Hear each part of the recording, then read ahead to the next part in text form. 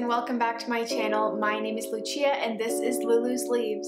Today I wanted to continue my little care guide series and I wanted to talk about prayer plants. Prayer plants fall under the umbrella name of the Marantaceae. I'm not sure if that's the exact pronunciation, so don't hate me if I'm wrong.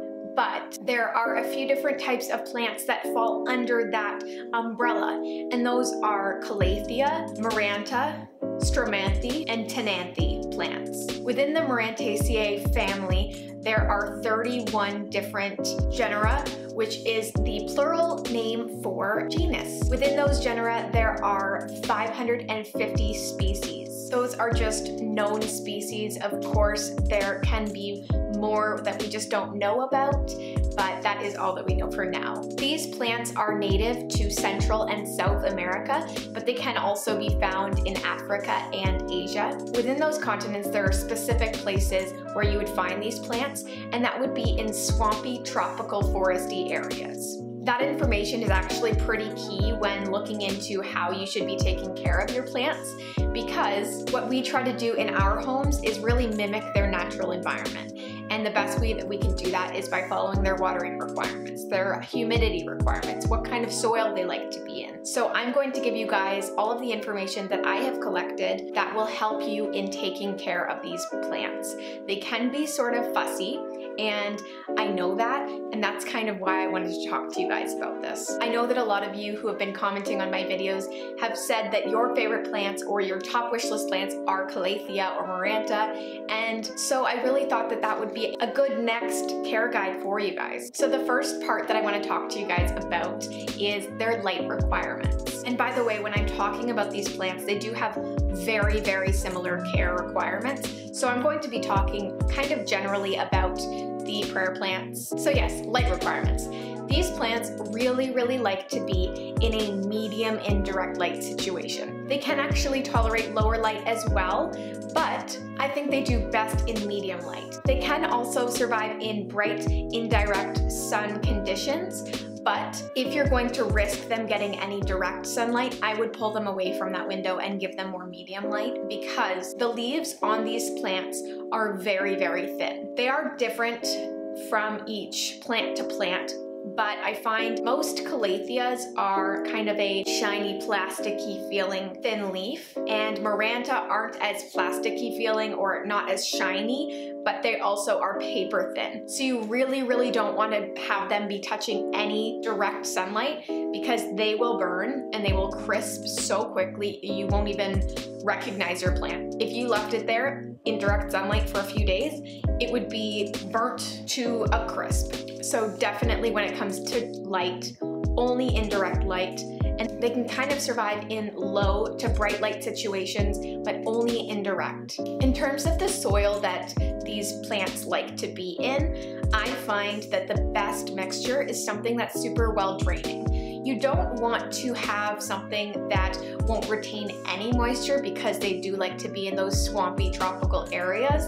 But that being said, you don't want any of your plants to develop root rot, and if that soil is hanging on to all that moisture all the time, it is going to rot. You do want to be able to have that water drain through, and then we'll talk about watering requirements a little bit later. So just keep in mind that it likes a well-draining soil, but one that will still retain a little bit of moisture. So what that means for me is I like to do a 60% soil for them, and then I like to do 20% perlite and 20% orchid bark. That allows for a good amount of moisture to be retained, but also it's going to help absorb any excess moisture that your plant just really doesn't need after it's absorbed everything. A lot of these different factors will differ depending on the type of pot you use. So what I recommend for beginner Marantaceae plant owners is something that is either a glazed pot or a ceramic pot, something that won't retain too much moisture. Because if you have it in a terracotta pot, you're going to have to be watering quite often. These plants like to stay moist, and the best way to do that is to keep them in a pot that's not going to retain the moisture and that's going to keep it in the pot and in the soil. While you do want to have a ceramic pot, a lot of those ceramic pots are just decorative, unfortunately, and they don't have drainage holes. So if you want a cute pot that's ceramic or glazed or whatever, you need to make sure that it has a drainage hole. If it does not have a drainage hole, make sure you keep it in its plastic nursery pot that it came in. Or if it didn't come in one, you can always go get one and put it inside of the nursery pot and then inside of that pot with no hole. It is crucial that the water has a place to escape, especially if you overwater the plant. If it doesn't have anywhere to go, your plant will drown and you'll get yellowing leaves. And especially with these plants, they're so sensitive, you do not want that. So drainage hole, drainage hole, drainage hole. That's the overarching statement here. So now let's talk about watering. We've talked about a lot of different things, and watering is kind of tricky with these guys. Yes, they say keep the soil moist, but what does moist mean? No one really knows what moist means. Everyone has a little bit of a different definition. So I might be annoying you guys at this point with this product, but this is what you need if you don't already have one. If you want to keep Maranta plants or Calatheas or Stromanthes or Ctenanthes, you need a moisture meter. I like to water my prayer plants at a level 3. I would not let them get past a level 3, and if they're at a 5 or a 4, don't water them yet. That's going to contribute to root rot. So a 3 is a really, really good point. It's just before they start to get really dry and dehydrated. So a 3 is really going to keep them happy. I know I can preach the moisture meter, but there will still be some of you who just can't get one, and that's fine. If you don't have one, water your plant whenever the top 2 inches of the soil is dry. If you don't have the opportunity to get a moisture meter, I would also recommend checking the bottom of your plant or pulling it out of the pot every once in a while and just checking up on those roots, because while the top 2 inches of your soil might be dry, it could be soaking wet at the bottom, and you just don't know if you can't reach a probe that deep into your plant. That will tell you your plant needs some water is if the leaves start curling a little bit. So basically what it will look like is reverse unfurling of the leaves. So I have one of my Calathea right here, I'll show you. It would start to curl in like this. All of my plants have recently been watered, so unfortunately I can't show you that. They've all kind of restored to their natural shape, but that is a really good indicator, especially on my Stromanthe Trio Star. Those leaves do curl in like that, and it's a really, really good indication that it might be a little thirsty. The next thing we have to talk about is temperature. So these plants are also sensitive to temperature. I would definitely recommend keeping these plants between 20 and 30 degrees Celsius. 30 might be getting a little bit hot because they have thin leaves that might actually burn them through heat. So maybe 20 to 28 is probably ideal. And at the higher end of that range, you'll definitely see more growth out of your plant. And I think anything under 12 to 10 degrees, you will start seeing some cold damage on these plants. It might even be below 15 that you see that cold damage, but I think you could probably get away with 10 for a short period of time. So if you do keep your plants outside in the summertime, make sure that the overnight temperature is not dropping below that. And if it does, just bring them inside just to be safe. And that goes for most plants. If you do keep them outside, try not to until the overnight temperature is above, let's say 15 degrees. Humidity is so important with these plants. I can't stress that enough. It is going to be very, very difficult for you to keep prayer plants if you don't have a humidifier. Yes, there are those pebble trays that you can try where you keep a pebble tray filled with water underneath your plant, which does increase the humidity slightly in that one area. And misting is helpful, but to keep these plants happy and to stop them from having those brown edges, you really, really are going to need to raise that humidity level in your entire home, or the room that you're keeping that plant in. In my opinion, the most ideal humidity level for these plants is about 60 to 70%. I think that they're fine above 50%, but again, in most people's homes, around 40% is normal if you don't have a humidifier. So if you can bring that level up to 50 to 70%, your plant's gonna love you. Again, even higher than that's great, but it's not really realistic. So if you can maintain a level, steady 60%, your plant is going to love you. For fertilizer, I like to use a liquid fertilizer for these guys. Also, I will sometimes water my plants with my fish tank water, so that is a nice natural fertilizer. If you want to use a liquid fertilizer that's a commercial fertilizer, you can definitely use that, but just use it at, I would say, a quarter of the recommended dosage for these ones, because again, they are very sensitive and will likely burn if you use too high of a dosage. For propagation with these plants, it is a little bit more difficult than, let's say, a pothos or a philodendron. So I'm actually going to leave propagation to another video.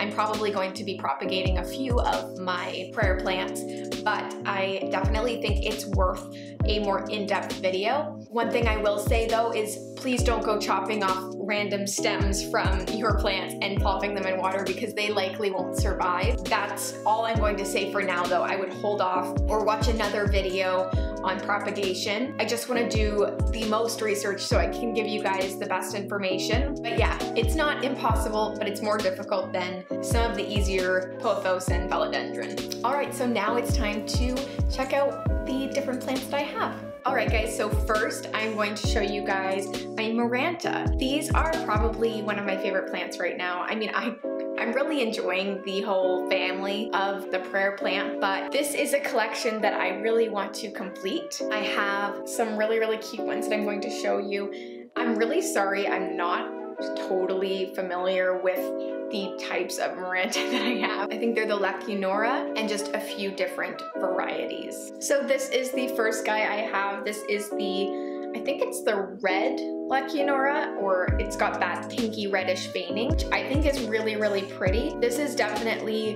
one of my favorites. I actually added two plants together to make this one because it was kind of lopsided, and I found two plants that were kind of lopsided, so they balance each other out for sure. You can kind of see this is the small plant and this is the big plant that I added together, but they both kind of flop on their own sides. If you don't already know, these plants are supposed to look like this. They're not dying. That's why they're called prayer plants. They will actually fold down and back up throughout the day and night. So I think this is actually my favorite of the bunch. This is, I believe, the lemon lime. Correct me if I'm wrong, but I think this is just so beautiful. The dark green and the light green mixed together just make for a beautiful plant. And this one is kind of in its resting position. Again, it's stunning, and I'm so happy that I was able to find such a beautiful plant. I found this one at Grow For It in Milton. I will have her Instagram linked down below. This is my variegated Maranta. I'm so happy I found this. It's really tiny, and actually half of it isn't even variegated. The place that I bought it was kind of sketchy. It had this plant all together in a giant pot, and the roots are like this long, maybe. But when I saw the white, I knew I had to have it, and it was a really good price. I think it was $9 Canadian. So I'm really happy, and I will show off this to you guys. It looks kind of not great right now, but this is actually a little pinch pot that I made by myself. I mean, isn't it so cute? So shop my Etsy link down below. Just kidding.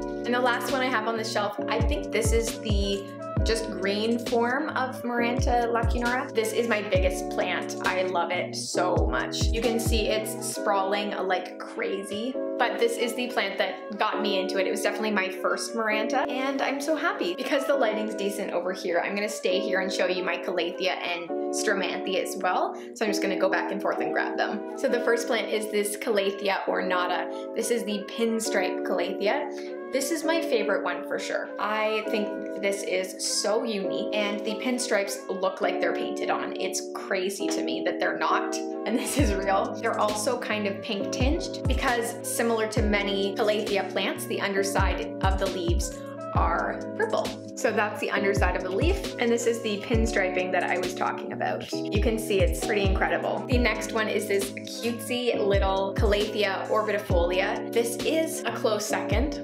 It just put out a new leaf, and it is ready to put out another one. It's slowly coming out now. But isn't this so cute? I think this plant, mature especially, is so beautiful. The leaves get like almost dinner plate size. You can see they're super round, but yeah, I think this is a cute little plant. So this plant is not cooperating for this video. All of the leaves are, she doesn't have a good side right now. Oh, we found one. Okay, so this is my Calathea Roseopicta. I know there are a lot of different kinds, and I was looking it up and I couldn't really find the exact kind of Roseopicta this is, and if it's not one at all, let me know. Hopefully I will be able to find it and I'll put it on the screen somewhere. I love this one so much. I think it's so pretty.